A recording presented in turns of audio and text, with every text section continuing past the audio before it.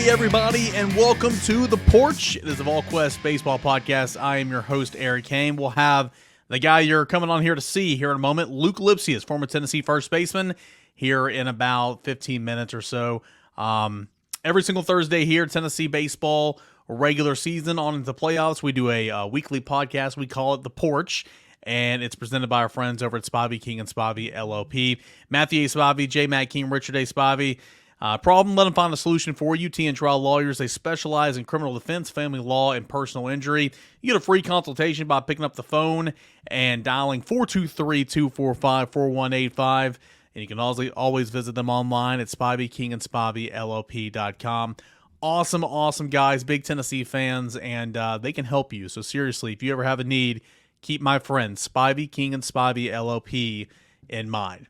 All right, we got a fun show coming up here today. We got loads to talk about before we even get welcome on Luke Lipsius. Going to talk to Luke about Blake Burke, a much better week for him at first base and at the plate. Some of these injuries in the pitching rotation and some of this outfield competition. A lot of that I'm going to talk about here while also getting into a Bowling Green preview as well. But, I mean, we're off and running. You know, Tennessee baseball is here.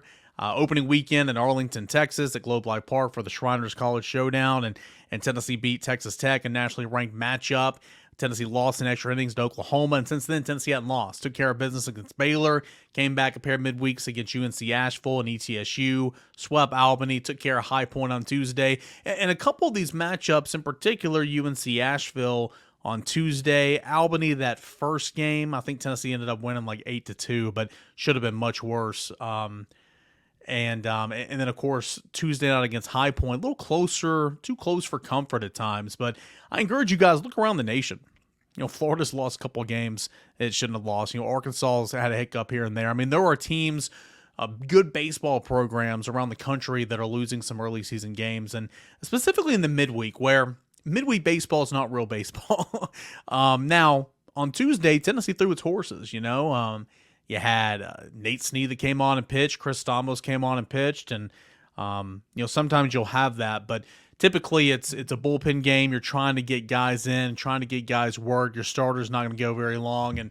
And so, you know, keep in mind that if there's ever a really close, tight midweek game, it's not the end of the world. Plus, you're still winning those games, which is good. Also, I feel like having those types of games early on is going to help you because you're going to have those games in SEC play. You're going to have those games in the postseason. How are you going to respond? How are you going to play in those types of environment? I think there's a lot of lessons to be learned, especially if they get feisty, like on Tuesday night with Tennessee and High Point chirping at each other. You know, Tennessee running down to the foul pole there in right field in between the fourth and the bottom of the fourth and the fifth inning.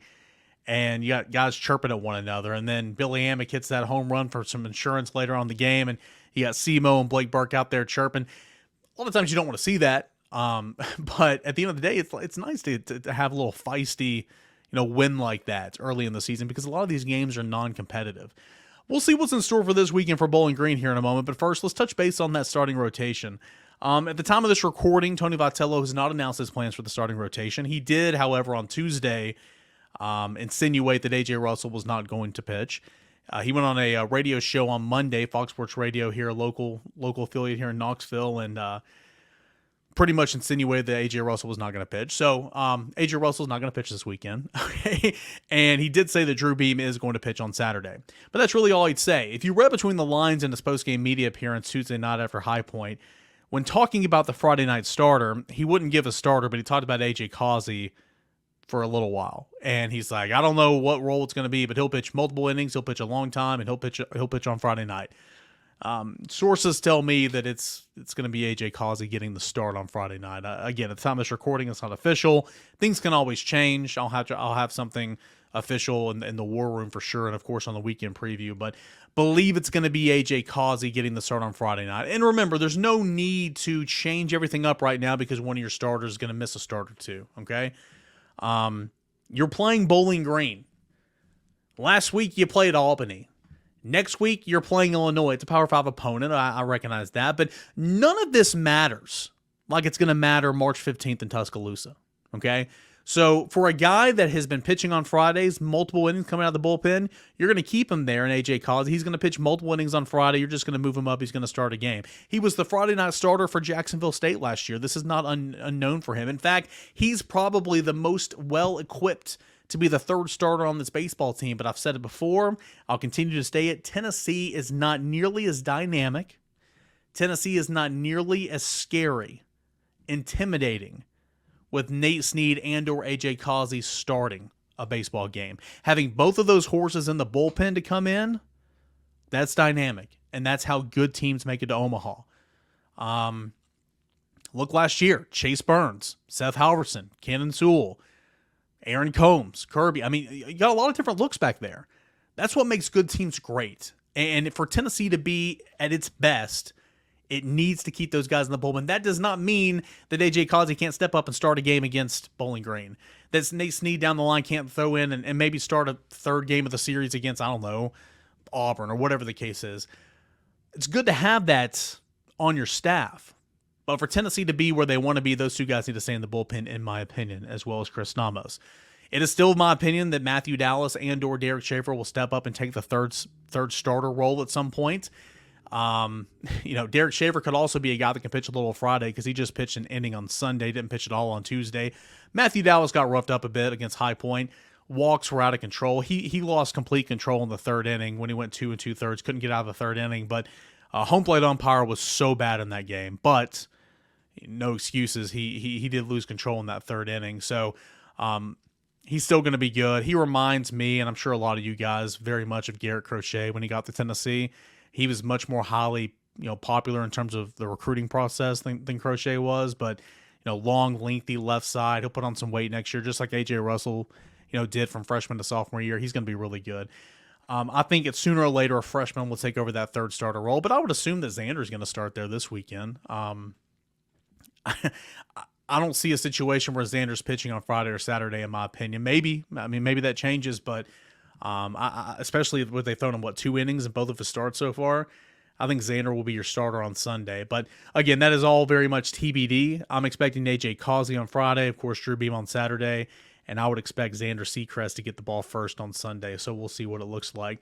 As far as A.J. Russell, again, after the injury, they're just being super slow, being cautious. It's February. Tony Vitello described the injury as soreness in the side, kind of stretching up to his armpit. Heard all last weekend that it's nothing major, but they're just going to be careful, and that's the smart play.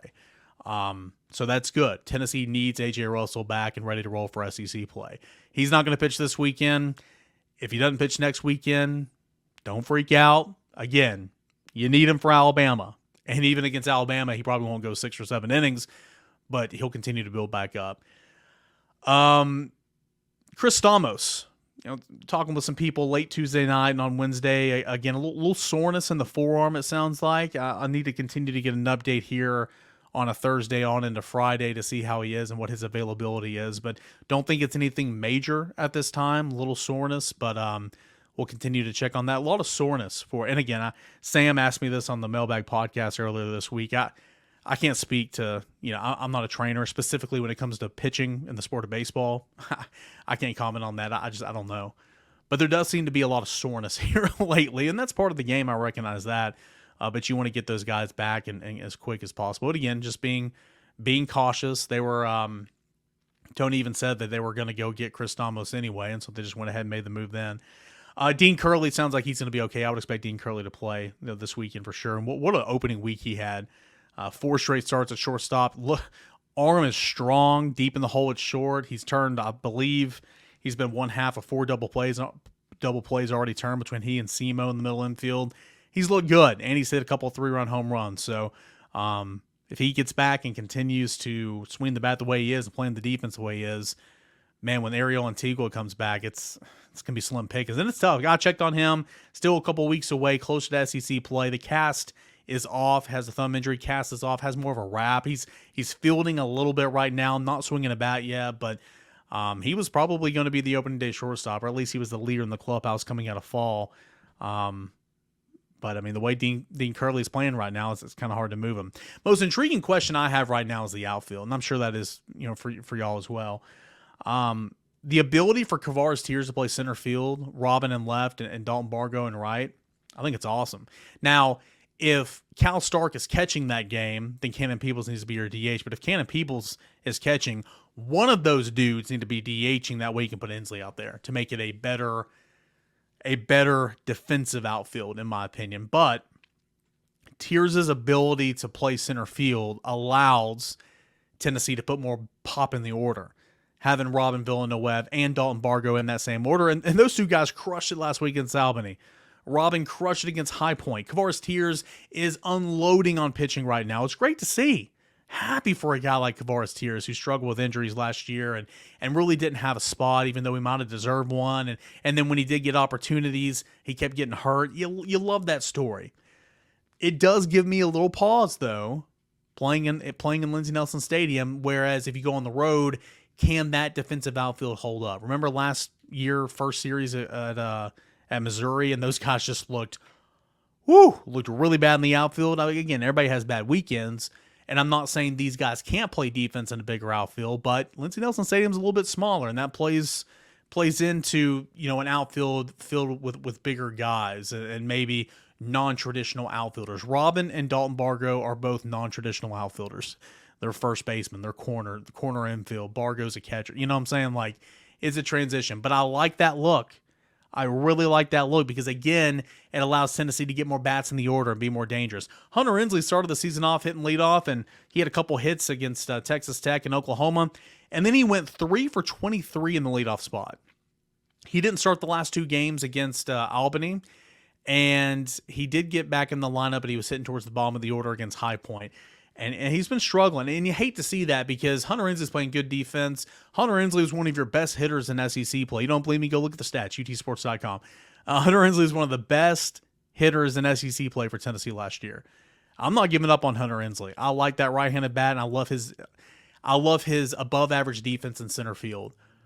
But when he's struggling, it does give Tony Vitello the opportunity to play Robin and Bargo and Tears out there. I mean, it really, really does. Really, really like that look, and I'm intrigued to see kind of how it fizzles out and kind of looks as the non-conference slate goes on. And again, that's an option for them down the line in SEC play as well. Tennessee baseball doing exactly what you think it's going to do right now in non-conference play. It's taking names, taking care of business. I think Tears is swinging the bat really well. Billy Amick is crushing the baseball right now. Christian Moore is still the team's best hitter right now, team's best player right now. He gives you options, and I think Simo is going to be your leadoff hitter. He's been there each of the past 5 games, I believe, and right now it just kind of makes the most sense, but they're still evaluating some options. Cannon Peebles finally swinging the bat a little bit, and that's good because he got off to he came into the season on fire. Again, you guys remember I covered the pizza series, that inter-squad scrimmage series the weekend before opening weekend, and he had 3 by the second inning of game 2. He had 3 home runs. Like, he came into the season on fire, and then he just couldn't find green grass or turf to begin the season. But he's swinging the bat really well, and that's good. Versatility, seeing Alex Perry out there playing some third, playing some second, playing some shortstop. Tony Vitello said that Alex Perry had the best swing of anybody in the ball game on Tuesday night. Again, having depth options and people you can throw out there. I think that's what winning teams are all about. All right, let's give a look at Bowling Green real quick before we get Luke Lipsius on the podcast. Going to ask him a lot of these questions and get his take because he's been there and he has done that. End of the day, the conversation starts and ends with a right-handed pitcher and two-way player, DJ Newman. DJ Newman is the Friday night starter for Bowling Green. He is 1-1 on the season, a 3.60 ERA. His last time out, he went 7 scoreless, where he gave up 2 hits, 1 walk, 11 strikeouts against the Memphis Tigers. DJ Newman is that dude, and he leads off. He's the club's DH. He leads off, leading the team with a .423 batting average right now. Tied for the team leading home runs with 2. He's driven in 6 runs, stolen 4 bags. DJ Newman's the real deal. He was the MAC pitcher of the week last week for his efforts against Memphis. And we're going to see a lot of DJ Newman from the right side on the mound and in the batter's box this weekend for Tennessee and Bowling Green. Quickly, before I get into the rest of the rotation there, Bowling Green, this will only be their 7th game of the season. They're taking a volunteer state swing to begin the year. Remember, these teams up north typically come down south, play a lot of games before going back home because it's so cold and muggy and wet. You got Bowling Green that started in MTSU, played a weekend series over opening weekend, played a weekend series last weekend in Memphis, and now they're here at Tennessee. They are 2-4 on the season. Preseason picked to finish 8th in the Mid-American Conference, coming off a 20-30 record in 2023 with a 13-17 mark in conference play. Also, real quick, if you didn't see it yesterday, the start times for this series changed a little bit. Friday night, instead of starting at 6:30, you're going to start at 4:30. On Saturday, instead of starting at 6, you're going to start at 5, and then on Sunday, it's still 1 o'clock. So, a little disclaimer there. So, I told you about DJ Newman. On Saturday, at least the first 2 weekends, they've stayed with the same weekend rotation. Looks like it's going to be lefty Nick Good. Nick Good does not own a record on the season so far, but that ERA is inflated at 8.59. He's just pitched 7 innings and a third. He's walked 3, struck out 5. He's allowed 7 earned runs, so he's been hit up a little bit. On Sunday, Calvin Mitchell, he's a righty. 1-1 record, 4.32 ERA, 8 innings and a third so far this year. Struck out 6. He's walked 2. He's allowed 4 earned runs, 6 total on the year. So it sounds like Friday and Sunday they've been getting really good performances on the mound, but that middle day on Saturday with Nick Good, it's not been as great. Bullpen so far has not been fantastic. Landon Willie-Man, I guess that's how you say it. He's pitched the most out of the bullpen so far. 2 appearances, he logged 5 innings. He's allowed 3 runs off 4 hits. Lefty Rigo Ramos. He's tossed 3 innings out of the bullpen, but he got hit up against the Tigers. He's allowed 11 hits, 7 runs in the brief work, 3 innings out of the bullpen. Also, Luke Krause, Jacob Turner are some guys to pay attention to out of that bullpen for Bowling Green. All right, let's get a quick look at the lineup. Told you about Newman on the mound. DJ Newman, he's the club's designated hitter. 423 at the plate, 2 home runs, 6 RBIs, stolen 4 bags. He's a real deal. He's collected 11 hits, scored 9 runs, and he hits leadoff. So again, DJ Newman is the guy to pay attention to. Center fielder, MLB draft prospect Nathan Archer. Slow start to the season, but he has 10 RBIs on the year. So he's leading the team in runs batted in, but only hitting .222 at the plate. He played really well in the Cape Cod League this past summer, and he's an MLB draft prospect. So sooner or later that average will come up, but Nathan Archer, who's the cleanup hitter, slow start of the season so far, but a name that can break out for sure. So watch out for Nathan Archer. Third baseman Leighton Banjoff, hitting in the bottom third of the order, 7th or 8th, hitting .375, couple home runs, 6 runs driven in. He's looked good so far. Left fielder Jack Cross, he hits towards the back end of the heart of the order, kind of 5'6", somewhere around there. He's hitting .330 on the year, home run, 3 RBI. Got a shortstop in Sam Siddell, who hits 2nd in the order, sometimes 3rd. TJ Tockets, he hits 2nd or 3rd in the order as well. He's a fellow outfielder. Former Division II from Ohio Dominican utility player David Silva as well, expected to have a role on this team, but he hadn't played so far, so there might be an injury there. Bottom line, Tennessee should handle Bowling Green. Tennessee should work out its kinks in the starting rotation. Ample opportunities, but Tennessee should really tee off against this Bowling Green pitching, and I'm excited to see kind of how it performs in that regard. All right, that is enough of me. Let's get into the reason you guys are here. Luc Lipsius, former Tennessee first baseman. He joins the show to talk about what he's seen so far from Tennessee baseball and to look ahead to the Bowling Green Falcons. That is coming up next right here on the Porch. But first, I do want to tell you about our friends over at Spivey, King and Spivey, LLP. Matthew A. Spivey, J. Matt King, Richard A. Spivey. You got a problem, let them find a solution for you. That is T and Trial Lawyers. They specialize in criminal defense, family law, and personal injury. Examples of which could be DUI, homicide, assault, divorce, custody, alimony, parental rights, personal injuries such as car wrecks, or just simple accidents. They've got 80 years of combined experience. Spivey, King and Spivey, LLP provide representation throughout the state and federal courts of Northeast Tennessee. The firm has got a vast amount of trial experience. The practice has been in place for 43 years. With this specific partnership since 2012, they got partners who are energized for today's modern legal demands. Primarily practicing in Northeast Tennessee, the Tri-Cities of Sullivan County, Hawkins County, Washington County, and surrounding areas. They won multiple awards and they got attorneys who are rated by super lawyers in the Mid-South with real trial experience. Whether you've been injured in a car accident, need a divorce, help with custody of your children, or you've been accused of a crime, Spivey King and Spivey LLP, they can help you. Go see him in person at 142 Cherokee Street, Kingsport, Tennessee. Pick up the phone and dial 423-245-4185 for a free consultation. That is 423-245-4185 for a free consultation, or visit them online at SpiveyKingandSpiveyLLP.com. Again, you got a problem, let them find a solution for you. T and Trial Lawyers, my friends, Spivey King and Spivey LLP. All right, Luke, so you were in town last weekend. You saw a huge Tennessee win. I think it was the game where they won 26-5 or whatever it was. What did you see out of Tennessee, and how good was it to be back home for Tennessee baseball game? Yeah, well, you know what? They played an Albany team who, for not having played a game this season, they came out swinging. They weren't afraid of Russell, who, is probably going to be a potential first rounder next year. And they battled hard. The only place where you really see them get into trouble is all the walks. You got a game on Friday night where we win a relatively close one for the team we're playing, and they walked, 2 or 3 people. Then you get the games like Saturday and Sunday, and they're bringing it up to 8, 10 walks, and you see what happens when you walk people, and you also see what happens when you got a guy Robin Villanueva who can just absolutely mash balls.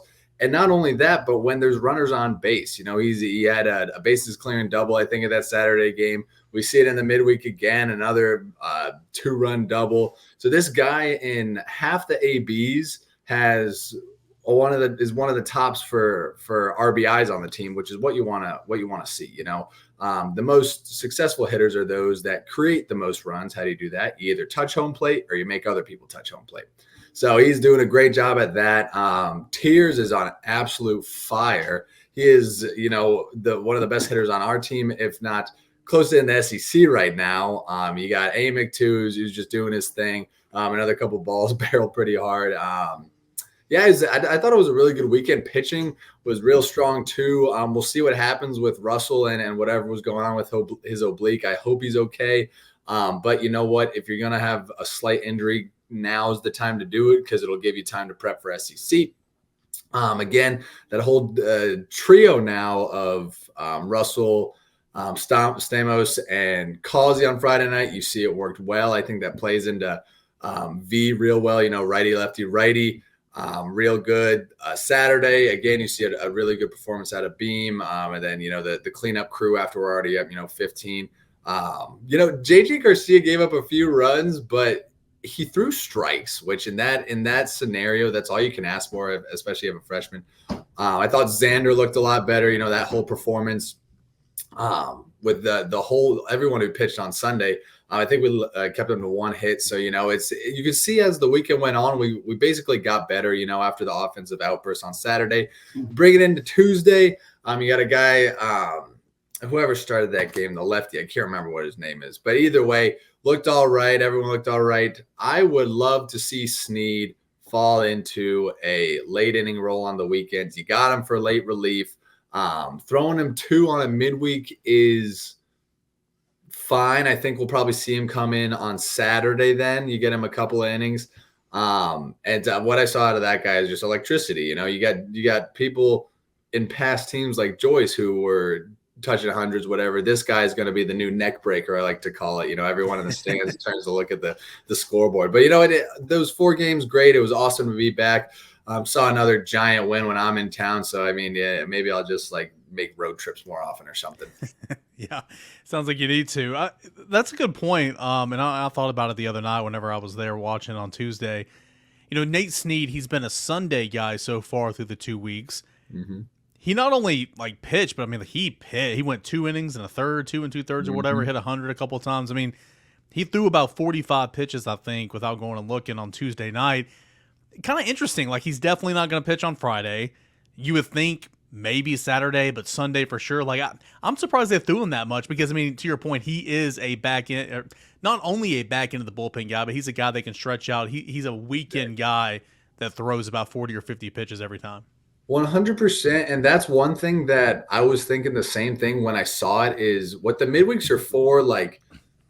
you usually get guys that didn't throw in the weekend reps, or you prepare your bullpen guys for the next week. So you see them going one inning, keep them loose. But going two and a third, I don't know what his plan is. I know they want him during the weekends because who wouldn't? But yeah, we'll just see what they plan on doing. We'll definitely have him for Sunday. I would expect him to come in on Saturday if they need him. But another person I forgot to mention, Kirby Connell, making his return and going more than a batter for once. I feel like since 2 years ago, he went a really strong inning in the third or whatever it was on Tuesday. So it's good to have him back. Yeah, so far. And his glove has been like the MVP of the team so far. Xander had to wear it for a couple innings. Stamos wore it when they turned a triple play. There's a story there with that glove. Hopefully I'll ride it at some point. I want to ask you about, you touched base on this a moment ago, but kind of Robin, Dalton Bargo got in the outfield a little bit last year. Or last weekend. Those are two guys that are not natural outfielders, but it allows Tennessee to have a more explosive lineup, batting order.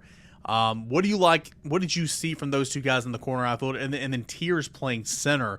Not only is he doing it at the plate, but Tiers showing the ability that he can play center field too. I think it's not going to be an everyday lineup, but it's an option and something Tennessee can definitely roll out, and have confidence doing it. Yeah, like you said, having those two guys bring the bats. If you hit, you're going to get in the lineup. That's just the way baseball works. People always say, "I'll play defense," which yes, is true to a point. If you hit like they do, you're going to get in, and that's exactly what we saw. They'll play a serviceable outfield. I think Villanueva made a couple plays, but again, they're there to be in the lineup. Left field is one of those places where if you're good, then you're really good, but otherwise, you can definitely be serviceable out there. So they're going to expect solid D, of course. The way V trains them is they're going to be good out there, so I don't have any trouble seeing them out there. And then KT in center. He's a big guy, but he's got that sneaky speed, and then he's just that cannon of an arm. Absolutely love it. He almost threw a guy out last night, which was awesome. But yeah, I think the way that Ensley is hitting right now, they might see him in center more often, at least get him as many reps as they can there. Because then it also opens you up, to have a KT, Villanueva, Dreiling lineup, Bargo in there as a DH, So like you said, it's options everywhere around the field. I like KT's making plays too. That's the thing. Everyone can play any position. It's great for competition. And it's just great for, Tony to have something up in his back pocket, up his sleeve. I thought Bargo did great. So on those days when you got that crosswind like there was on Saturday, you want to do exactly what Bargo did. And that is get it to left field and get it up in the air because that ball will carry. But yeah, then on defense, I have no problem with how we're doing things right now. Yeah, and I keep talking about the outfield. I mean, Dylan Dreiling, of course he's out there. I mean, he one of those games he DH so they can get those guys in the outfield, and the other one, I think maybe Bargo DH'd or no, Villanueva was out there and Dreiling was in right. Anyway, Dylan Dreiling's having a good start of the season. Made a couple nice diving catches. Had one on Tuesday as well. Want to ask you about Blake Burke. It was kind of a lot of the same opening weekend, but since coming back, and I understand less competition, but he's seeing the ball a lot better. He's walking a ton. He walked a couple of times on Tuesday. He walked 3 times on Sunday. He's hitting doubles. He's hitting for average. He looks like he's more confident out there, especially in the plate where he was struggling, opening weekend. 100%. You got a guy who's starting to settle in. A great way, one of the easiest ways to get out of a slump, just start walking. That means you're going to be put in the lineup. You're going to build confidence, say, hey, I'm seeing the ball well. And then when you get pitches to hit, you're going to turn him around. He hit his first homer, which is great. Get that one out of the way. And then things can just start snowballing. Like you said, he was barreling more pitches. He just looked overall more comfortable. So as the season progresses, I think we should see him settle in even further. And, instead of he's been hooking a lot of balls to right field with power, of course. We'll see him start spreading it, using those gaps and being the hitter that everyone knows that he can be. Let's go back to Tiers for a second. When he got to campus, did you see him in person? Did you talk to him on Saturday? Yeah, I talked to him a little bit. Okay, so you saw him with your eyes. How different? I mean, he told me he's dropped 30 pounds. How different does his body look from when he got to campus? So it's so funny with him because he's always been like a big boned individual, I guess you could say. Like he came in and he was not small by any means. But of course, a lot of it is baby weight. And Yeah. he's got this swing where he's got this giant leg kick and arms are flaying. You could tell that, literally under the skin, there is a lot of potential there in this. So you see him working hard. Last year he's dropping weight, he's looking better, but then this year he comes back and he's an absolute specimen. This guy turned all of his baby weight into like monster meat, we'll call it. He's just straight, jacked. And he's cut down his swing a little bit, everything. So that guy has done exactly what he needs to do in the offseason to get to where he is, and it's paying off for him. Yeah, yeah, it really is. I mean, the other day, like when he did post game media, that was as close as I've been to him in a while. Like he looks tiny. I mean, he looks like he's in shape. Don't get me wrong. I'm not saying he's weak. I mean, like just like not that he was like fat or anything, but man, like he looks really small right now. It's that baby weight. Yeah. Yeah, no doubt. Christian Moore, man, he's hitting leadoff right now, and I think that's probably Tennessee's best option because, really Tennessee hadn't had a true leadoff hitter in a couple. I mean, since you guys have been there, but he's hitting leadoff right now. He's swarming out the gates. It looks like he's a really good baseball player. He's a double machine. What do you like about Semo the way he's playing right now? He's playing good defense as well, but also kind of out of the leadoff spot. It's never a horrible thing to have your best hitter hitting leadoff because he's going to get the most ABs. Yeah, so that's the one side. You love him at leadoff because not only does he get hits, but he's fast. So and he knows how to run the bases. He knows the game. It sucks that you can't put him in a more power role, like the 3-hole. But I like him there. He's going to get on. Burke's going to be hitting with people on all the time, so he's going to free him up. And then, of course, it's fine when you got bruisers on the back end, and aim at KT. And now you got Bargo, Dreiling, and Villanueva, all those guys that can, help that order out. I think that's why V is making the decision to put Semo on the board because also in that first inning, you see that's one thing that we had been missing the first half of the season. I don't think we ever scored in the first inning until it was like Saturday or whatever it was. Yeah. Now we're scoring on the first inning. You got Semo is leading it off. He's getting on base and people are driving him in. So it's a really dynamic offense with him at the top, especially because that pitcher, out the gate has to worry about one of Tennessee's best hitters. And then I just want to mention his defense. Like that guy looks close to a Gold Glover in the field. He is just making plays all around the yard and he looks comfortable doing it. So nothing but praise for Semo right now. How far along has his defense come since the first day you saw him on campus? So he's always been athletic and he's always had that good glove, but like I've never seen him play so relaxed. So like you got like guys who are really good at defense, like the Ricky Martinez's of the bunch, they make plays look way too easy. Yeah. And that's where Semo's at. I'm not saying he's as good as Ricky because that's really hard to do. But as far as trusting a guy in the field and not just to play second, but to play, short if needed or wherever, a guy like Semo is great to have because he's going to make the average play. And he can also get to those balls that you don't think that he could get to. Dean Curley, scary moment on Sunday. Looks like he's going to be okay. Hopefully he's back in the lineup on Friday, but what an opening week for him. Ariel Antigua, a true freshman, was the leader in the clubhouse coming out of fall. He injured his thumb. He's still a couple weeks away. And then Dean Curley, man, he was on a tear, hurts his hamstring. So, he was probably going to be the opening day shortstop, hurts his hamstrings, got to sit out a little bit. Alex Perry was sidelined a little bit. So it was Semo at short, Brad Key Lowry at second. Dean Curley comes back in there, makes 4 starts, a couple 3-run home runs, looking really good, playing the middle infield, a couple double plays with Semo. What'd you like from Dean Curley? To me, he just he's like 6'3", 200. He looks physically mature. Mm-hmm. And like if I was an MLB scout, I'd just be drooling about, okay, put even more weight on him a little bit, maybe move him over to third base. There's a lot to like about him, and there was a lot to like opening week when he got in the lineup. Yeah, I think mature is a good word because you look at him at the plate, you look at him in the field, and you just don't think this guy is a freshman. He's huge, and he also plays like he's been there for a while. So watching him come out the gate so hot, it was awesome. We actually had a discussion in the stands.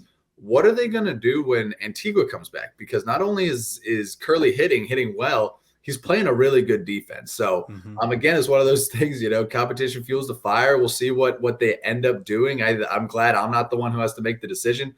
But again, hopefully he'll be back this weekend. Sucks to see him get hit in the head. Just a little side note, it looked like he just sat there and watched it come in, which is odd from people that get hit in the head. Normally it's like a duck and cover, but his was like, oh, and bang, but that's neither here nor there. It'll be good to have him back because he's just such an electric young freshman. Yeah, he looked good. It was 88, and he kind of didn't collide. It was kind of like slow motion, like he got hit, and then he went to his butt, then he fell back. I mean, it was anytime you get hit in the head, it's super scary, but it sounds like he's going to be okay. Cannon Peoples finally is getting the bat going, and he came into the season on a tear preseason, best hitter by a mile for Tennessee, but he really struggled the first couple of weekends of the season. Against Albany, started to come out a little bit, had another run scoring double the other night. Switch hitter, again, one of the guys in the heart of the order. He's going to get you 2 to 3 starts every single week. It's good to see that he's playing with some confidence because, again, it's kind of – I continue to hear it. I heard it again today. He's a mixture of Drew Gilbert's and Connor Pavoloni back there. Yeah, no, it's a guy like that, especially with him having success in the fall and spring, you expect him to come out hot. He's got a lot of pressure on him. Everyone knows he can play, so it's just what you do. And then you see him struggling. And I'm not talking about, eventually getting hits. It was pretty bad there in the beginning. So that's all you're hoping for when he does get it together is, that one swing that builds some confidence. I think in this case, it was like an RBI double or something. He hits it off the wall, and you can see from then on, it started to snowball in the right direction. So I think he's got his average up to like 230 or 250. He's making really good contact with balls. He looks like he's seeing it well. So again, we know that guy can hit. It's just a matter of when will he settle in and do what he does. So I'm super happy to see him coming back. Looking better at the plate because, again, he's just another weapon that the Vols have, up and down through that order. What do you want to see this weekend? Again, it's another series where you should have no issues at all. There's going to be a run rule for all 3 games. AJ Russell's not going to pitch on Friday. We'll see about Xander if he's going to get another start on Sunday. I'm sure he will, given kind of where the staff is right now. But what do you want to see this weekend out of Tennessee baseball? Something they can work on. It's tough because it's hard.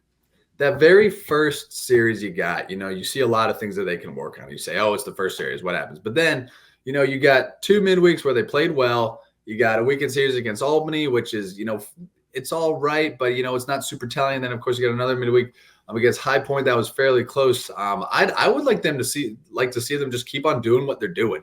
The hardest thing to do in life, and especially in baseball, is be consistent. So you got guys that are hot right now hitting. Let's see them stay hot. You got guys that are still playing the field. Yeah, let's see them play the field. It's cool to see a team like this that is doing so well now. I just want to see them maintain it. It's not like you're waiting for the fall off the ledge, but there is a time where they're going to have a reset. You can't all be so good always. So I'm really just looking forward to seeing the people do what they do. And then, I have such a partiality towards Bert because I know what he can do. I want to see him just banging around the yard. I do want to ask you this out the door a little bit. This is completely sidebar, and I just thought on my phone and made me think of it. It was last weekend. There was a hitter for Grand Canyon, hit a game tying or game winning something late in the game. He flipped his bat. It was a grand slam. Flipped his bat. Mm-hmm. They eject him. And in the comment section, opposing fan base is always trashing each other. I think it was an Ole Miss fan saying, "Oh, you can blame 2022 Tennessee. It's all their fault. No one can have fun." When you see, and actually one of the comments was you touching home plate like this. Yeah. When you see stuff like that, and think back to 2022, kind of, what's your response? I mean, you guys obviously were the best team in the country. Y'all were having a blast. But do you think maybe all the attention on you guys that year makes it a little more strenuous for guys now, like bat flips? And I mean, you still see it all the time, but then sometimes you see, an umpire kind of react like this, or do you think it's more that specific crew or that specific umpire? Because I think it's more that specific umpire maybe. So the first thing I'll say is it's hilarious to see that we are still swimming in the domes of some fans. Like, that's how you know that team was something special, when you got people 2 years later commenting about how we did this or whatever. So that's that. But as far as bat flips go and umpires, it does just depend on the day, the umpire, whatever.